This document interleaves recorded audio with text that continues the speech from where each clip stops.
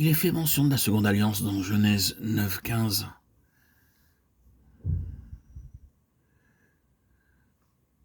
Et je me souviendrai de mon alliance entre moi et vous, et tous les êtres vivants de toute chair, et les eaux ne deviendront plus un déluge pour détruire toute chair. C'est la seconde alliance. Dieu dit qu'il y aurait davantage de péchés qu'il n'y en a eu auparavant dans le monde.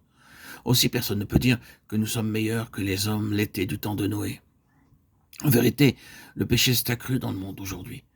Mais à cause de l'alliance de Dieu, il ne détruira pas le monde par le déluge. Il fait preuve de miséricorde envers les pécheurs. C'est pourquoi il attend patiemment.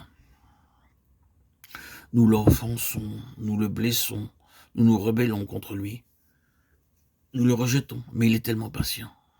Il vient encore et encore en disant « Mon fils, donne-moi ton cœur. Mon fils, donne-moi ton cœur. » Il lutte avec nous. Et lorsque nous nous humilions, il nous pardonne à cause de cette seconde alliance.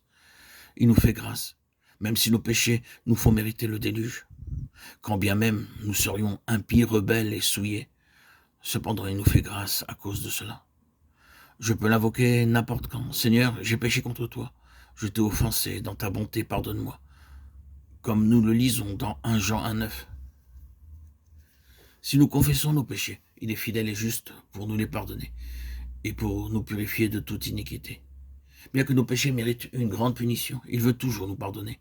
Il a tout pris sur lui-même. Il a porté lui-même mon jugement et ma condamnation. La troisième alliance fut conclue avec Abraham. Je ferai de toi une grande nation et je te bénirai. Je rendrai ton nom grand et tu seras une source de bénédiction. Je bénirai ceux qui te béniront. Et je maudirai ceux qui te maudiront. Et toutes les familles de la terre seront bénies en toi. Genèse 12, 2, 3. La même alliance est confirmée dans Genèse 17, 5, 6.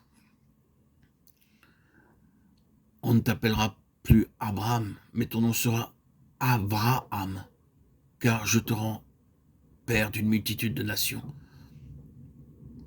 On ne t'appellera plus Abraham, mais ton nom sera Abraham, car je te rends père d'une multitude de nations.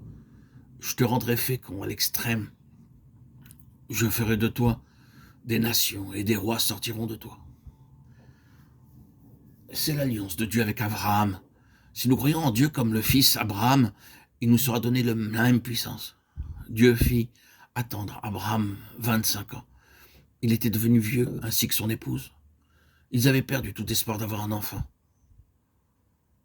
Alors Dieu mit une nouvelle puissance dans leur corps, et ils reçurent l'enfant promis. Romains 4, 19, 22 nous dit, et sans faiblir dans la foi, il ne considéra point que son corps était déjà usé, puisqu'il avait près de 100 ans, et que Sarah n'était plus en état d'avoir des enfants. Il ne douta point par incrédulité au sujet de la promesse de Dieu. Mais il fut fortifié par la foi, donnant gloire à Dieu, et ayant la pleine conviction que ce qu'il promet, il peut aussi l'accomplir. C'est pourquoi cela lui fut imputé à justice. C'est ainsi qu'Abraham devint juste, à l'âge de 99 ans.